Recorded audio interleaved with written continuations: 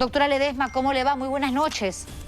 Buenas noches, Juliana, buenas noches. A través tuyo también mi saludo a todos tus televidentes que te siguen. Gracias por estar esta noche con nosotros, porque de verdad es importante explicarle a la gente, al público, qué fue lo que ha sucedido, qué es lo que ha decidido el día de hoy el Tribunal Constitucional. Primero, con relación a la demanda competencial, que es cuando ustedes como magistrados tienen que determinar si efectivamente la vacancia por presunta incapacidad moral podría ser, digamos, considerada como un recurso constitucionalmente válido o no. ¿Cuánto tiempo se demorarían como máximo en dar un veredicto luego del análisis con respecto a este tema puntual, doctora? En no más de 3 meses podríamos tomar para definir este proceso competencial. Claro, pero asumiendo, doctora Ledesma, que mañana no va a cara al presidente de la República, porque leía una entrevista que usted otorgó a otro medio de comunicación más temprano y decía, sí, la razón por la cual rechazamos la medida cautelar básicamente era porque esto de la vacancia se había desinflado. ¿No tiene miedo usted, temor a que de repente, por exceso de confianza, al final vaquen al presidente y ya en realidad lo de la demanda competencial serviría como un precedente para otras situaciones similares, pero ya no para este caso explícito? Bueno, aclarar que nosotros en este caso, el Tribunal Constitucional ha decidido convertirnos en árbitros en este conflicto que tiene el Poder Ejecutivo con el Congreso. Y en nuestra condición de árbitros, uno de los elementos fundamentales es el tema de la imparcialidad. La parte demandante, esto es, el Poder Ejecutivo, ha pedido una medida cautelar, pero a la luz del estudio que hemos hecho de su pedido, no ha generado mayores elementos, por lo menos de convicción o indicios, que nos permita suspender el ejercicio de una atribución que tiene el Congreso por mandato constitucional de ejercer el procedimiento de la vacancia presidencial. Hubiera sido interesante que desde el Ejecutivo nos hubieran acompañado elementos, indicios que digan que esto se va a suceder y se va a determinar. Más bien lo que nosotros hemos agregado ante la orfandad de evidencias que muestre el Ejecutivo, hemos agregado en nuestro análisis una lectura del entorno de las declaraciones de los actores políticos que formaban parte o forman parte del Congreso y que van a emitir una votación. Hemos tenido como por referencia los voceros de los grupos parlamentarios, los voceros de los grupos políticos que tienen representación parlamentaria, en la que expresamente han señalado su poco interés en afirmar un tema de la vacancia. Pero también hay que recordar que en un proceso, quien alega algo o quien por lo menos quiere promover algo, tiene que por lo menos que dar elementos, indicios que justifiquen esa posición. El solo hecho que el presidente Vizcarra haya recibido un oficio en el que se le comunica que asista al Pleno para un debate y una votación de la vacancia, no es un elemento contundente para decir, entonces paralizamos ahora el procedimiento de vacancia. Tiene que existir un elemento tan fuerte que lleve a que esas atribuciones que tiene el Congreso por mandato constitucional se tengan que suspender. Hasta ahora el Ejecutivo no nos ha mostrado qué elementos deben ser tan fuertes que lleven a que se suspenda este procedimiento. Además, hay que recordar que estas medidas tienen sí como indicadores el comportamiento de las partes, tiene como indicadores pues la complejidad y la naturaleza de este tema, ¿no? Entonces hay que construir una gran justificación que lleve a que se tenga que suspender una atribución que tiene el Congreso por mandato constitucional, como es ser sometido a un procedimiento de vacancia el presidente de la República. Me está diciendo, doctora Ledesma, que la defensa del Estado, en este caso el presidente de la República, pudo haber presentado argumentos mucho más sólidos y contundentes al Tribunal Constitucional y que más bien lo que hizo fue asumir una actitud bastante relajada, fofa, frente a lo que ustedes obviamente recogían por parte del Congreso de la República, que era una actitud, no sé, quizás un poco más sólida. Claro, nosotros tenemos que resolver en atención a las evidencias que nos muestran las partes. Nosotros no somos partes para ir a buscar esas evidencias. A la luz de esas evidencias que justifiquen la narración de los hechos y una base jurídica, uno puede tomar una posición.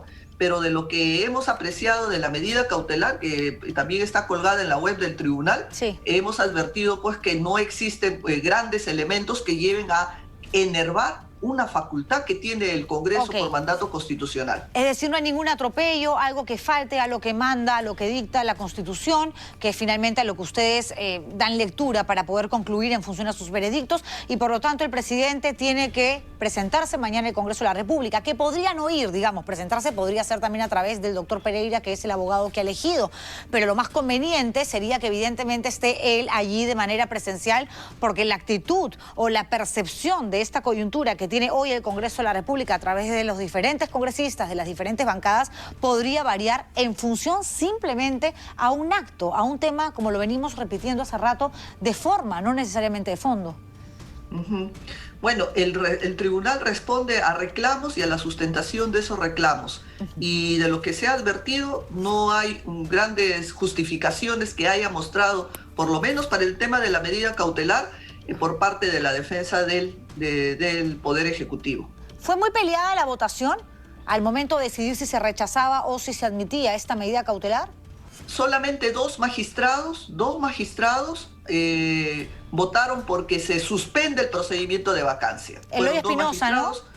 El magistrado Eloy Espinosa Saldaña y el magistrado Carlos Ramos, frente a 5 magistrados que dijeron que acá no hay elementos, evidencias que lleven a poder sostener algo que justifique enervar una atribución constitucional que viene ejerciendo el Congreso. Claro, y si el magistrado Eloy Espinosa Saldaña votó, formó parte justamente de este debate y de las conclusiones a las que ustedes como Tribunal Constitucional han llegado, es porque al final no se le pidió que por favor dé un paso al costado, porque habían pedido desde el gobierno, no, desde el Congreso de la República, el procurador del Legislativo, que por favor Eloy Espinosa se inhibiera porque supuestamente había adelantado opinión participando en unas entrevistas, en un par de conversaciones que tuvo públicas el fin de semana con algunos colegas periodistas. Sí tocamos el tema, el magistrado decidió no abstenerse, dijo de que justificó frente al Pleno y frente al pedido de no abstención del magistrado, el Pleno no tenía ya nada que votar. Ajá. Entonces, le voy a pedir, doctora Ledesma, que me ayude a aterrizar en los únicos 2 escenarios posibles que existen. El primero que mañana el Congreso de la República, con Vizcarra o sin Vizcarra, allí dando explicaciones, vote a favor de la vacancia, consigan los 87 votos y logren su cometido, o más bien que esto quede como una participación donde han ido por parte del Ejecutivo a responder igual, con Vizcarra o no, y todo sigue su curso. Ya sabemos que la medida cautelar ha sido rechazada, lo que queda es la demanda competencial. ¿Qué pasa si mañana no vacan al presidente de la República? Igual 3 meses máximo, la demanda competencial termina de ser analizada, ¿y eso qué sería la conclusión a la que ustedes lleguen por mayoría? ¿Simplemente un precedente? Claro, vamos a dejar un precedente de cómo debe interpretarse el uso de la vacancia bajo la causal estricta, que es la permanente incapacidad moral. Sobre todo plantear cuáles son esos límites sobre los que se mueve este argumento de la incapacidad permanente y la oportunidad en la que debe plantearse. También podríamos entrar a discusión sobre la votación que se pueda requerir, sobre todo en el último año.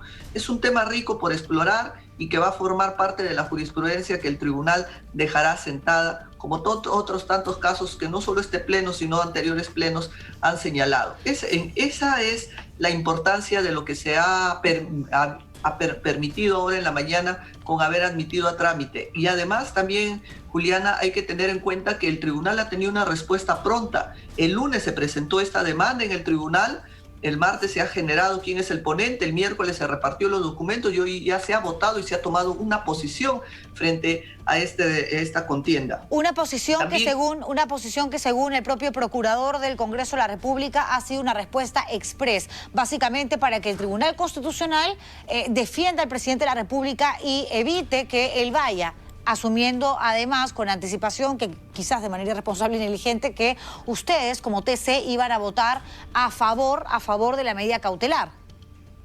Claro, lo que pasa es que estamos frente a una contienda donde hay dos partes. Está el Ejecutivo Sí, claro. frente al Congreso y siempre va a haber una parte perdedora o que cree que ha perdido y siempre vamos a tener reacciones, opiniones a favor o en contra. Eso es propia de la dinámica de los conflictos, ¿no? Siempre el perdedor va a tratar de encontrar una justificación. Pero lo importante acá son dos cosas. Uno, que el tribunal ha asumido competencia. Ese caso está supervisado bajo la mirada del tribunal. Y desde ya asumimos que el Congreso va a ejercer sus atribuciones siguiéndole los cánones constitucionales, ¿no? No es que acá hay una carta blanca y yo hago lo que quiero porque tengo pues la atribución.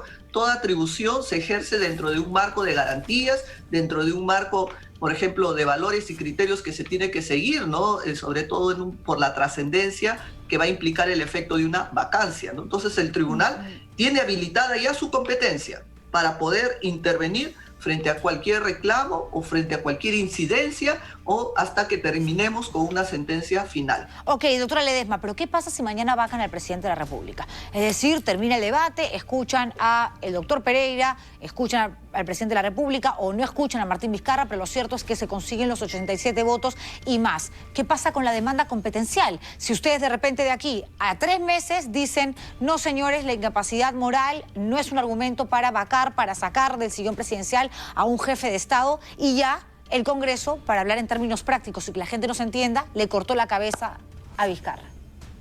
Claro, pero estamos hablando ya de un contexto, de un nuevo contexto, de un supuesto distinto del que el tribunal ha analizado hoy a la fecha, a la luz de hechos que se denunciaron que han sucedido el 10 y el 11 de septiembre y que ha generado esta moción. Si estamos hablando de los temas hipotéticos que podrían darse mañana, también tendrían que responder a situaciones que la defensa, me imagino, la defensa de la parte que se considera afectada tendrá que ejercer para entonces, poder contrarrestar ello. Para ordenarnos mejor, doctora Ledesma, porque hablar de temas jurídicos, constitucionales, para mucha gente que nos está viendo de repente no es fácil de recepcionar y de entender, es lógico, pero si el Congreso de la República mañana no vaca al presidente de la República, ustedes como Tribunal Constitucional tienen la enorme responsabilidad de dejar sentado un precedente, luego el análisis, el debate y la conclusión, el veredicto al que lleguen con relación a la demanda competencial.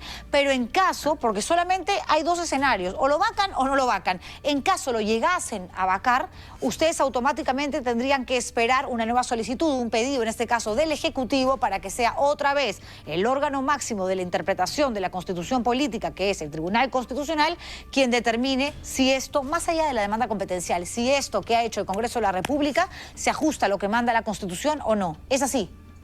Claro, para eso se supone que tendría que activar nuestra intervención con los recursos adecuados y la justificación de por qué estamos ante una situación de irregularidad constitucional que permita ser corregida por el tribunal. Y una última pregunta, doctora Ledesma, que tiene que ver justamente con algunos hechos que también han pasado por mociones de vacancia, por solicitudes para que el presidente de turno deje de ejercer funciones. Fujimori, por ejemplo, algunos podrían decir, ¿por qué a Vizcarra no se le puede vacar por incapacidad moral si tenemos, además del caso que acabo de mencionar, el de Pedro Pablo Kuczynski, que efectivamente no fue vacado, renunció, pero la segunda moción de vacancia ya estaba admitida y lo más seguro era que evidentemente se iban a conseguir esos 87 votos. Lo que hizo Pedro Pablo Kuczynski, PPK, fue adelantarse y presentar su carta de renuncia. Por eso consideramos que esta causal de la incapacidad, de la permanente incapacidad moral, es una causal que debe ser analizada y delimitada por el tribunal, más aún que se convierte en una situación que podría debilitar el presidencialismo en nuestro país. Y esta es la tarea que tenemos que estar pendiente. Ya ha citado casos de presidentes que han sido sometidos o amenazados de este tema y de todas maneras tiene una implicancia en la estabilidad de la vida política en nuestro país. Esperamos que a la luz de estas experiencias y a la luz de lo que el tribunal pueda interpretar en estos meses en una decisión final, podamos de repente fijar esos límites, esos derroteros sobre el cual debe caminar este control de vacancia presidencial. Claro. Más bien Sí, sí, Juliana. No, lo que pasa es que cuando hablamos del tema moral, recuerdo que en los últimos días hemos estado conversando con algunos constitucionalistas, abogados, y claro, en lo que siempre coincidimos, sin ser yo abogado, es que hacer un análisis sobre aquello que recopila, copia, reúne, no sé, los principios, la ética, los valores de una persona, es muy abstracto, o sea, porque no estamos hablando de números, no es algo matemáticamente corroborado, algo que científicamente te arroja algo y eso es indiscutible. Lo que para mí puede ser una situación que conlleve a una incapacidad moral, para usted, para cualquier otra persona no, o viceversa. ¿Cómo analizar desde el Tribunal Constitucional, que además se tiene que regir en la Carta Magna, que es el documento más importante que existe, qué es moral y qué no es moral? Esa es la tarea que tenemos pendiente de realizar en lo que vamos a definir en este proceso. Sobre eso no puedo decir nada porque no quisiera adelantar opinión o hacer que las ideas que pueda decir en este momento puedan contaminar y decir que estoy de repente inclinándome en una interpretación a favor o en contra de una de las partes. Esperemos que eso lo definamos en la sentencia que se publicará de acá no más de 3 meses. Perfecto, doctora Ledesma, muchísimas gracias por esta entrevista. Juliana, Sí, yo dígame. quisiera, permíteme por favor, Por supuesto. quisiera utilizar tu medio tan sintonizado para decir que el próximo martes 22 a las 9:30 de la mañana el tribunal va a ingresar a una deliberación pública, una deliberación abierta frente a la ciudadanía para discutir uno de los temas más importantes de estos últimos tiempos que tiene el tribunal en relación a la prescripción de las deudas tributarias. El cómputo de la prescripción en el tema del Código Tributario se va a ver el martes 22 y esperemos pues que la ciudadanía ingrese también una mirada vigilante y deliberante de las ideas que el tribunal va a exponer. Ya la ponencia está colgada en la página web y esperemos pues las críticas y los aportes que se puedan dar en relación a esta ponencia. Gracias, doctora Ledesma, por además elegirnos a nosotros para hacer el primer programa de televisión en el que concede una entrevista para hablar de un tema tan importante, tan trascendental. ¿Qué pasará mañana? Hay una cita a las 9 de la mañana. No sabemos si llega el presidente de la República, llega el abogado solo, pero mañana el Congreso de la República tiene la pelota en su cancha y decide si mete gol a favor del gobierno o se mete gol a sí mismo, porque ya de este Congreso mucho por esperar no hay. Gracias, doctora Ledesma.